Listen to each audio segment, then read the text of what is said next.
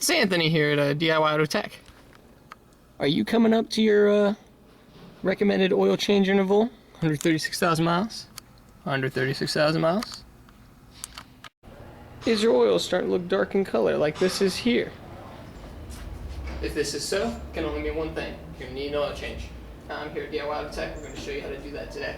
We're also going to be replacing the battery. We'll show you how to do that as well. First step is to remove the negative post of the battery. And since we're come over here and actually take the oil cap off so that when we're draining the oil, we don't get like a vacuum up here. We want it to kind of allow gravity to suck the oil out. And I'm just going to keep my cap over here for now. Now we can jack the car up and start our oil change. So we'll lift her up until we get a good, nice clearance height. We'll get underneath the car. Alright, so when you're underneath the car, you can see that there's the oil pan right here. Okay. And on the back side, you've got a nice little bolt there.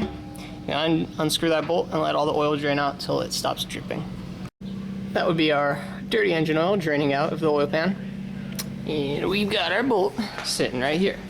That's the bolt that holds your oil in the oil pan.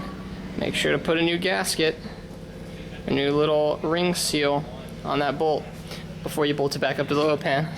You don't want to reuse those little crappy plastic ones that actually got stuck there on the oil pan. So make sure you take the old one off before you put the new one on. Alright, now that we're pretty much all drained out, we're going to put our bolt back in that hole and tighten it up, torque it to spec. You don't know. What we have here is an oil filter wrench. This is the tool we use to loosen the oil filter. Basically, this does is it clamps around the oil filter and we loosen it. I can't really get my hand up there while holding the camera, but I'm just showing you. This is one of the tools you're probably going to need when doing the oil change. Alright, so once we unscrew this, and I've already got it loosened, once we unscrew the oil filter, we'll take it out, we'll drain it in our pan here, and we'll replace it, put a new one in. New oil filter, old oil filter. We're making sure that this seal comes off of the car. Otherwise, when you put the new oil filter on, you'll have two seals, and you'll start leaking. So make sure that your old oil filter still has the seal on it, and that with your new oil filter, you oil the seals, and you put some oil inside the oil filter.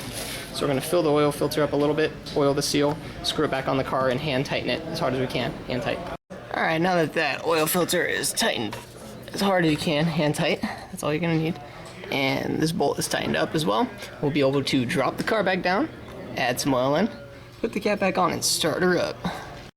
Alright, now that the car is lowered back down, we take our jug of oil,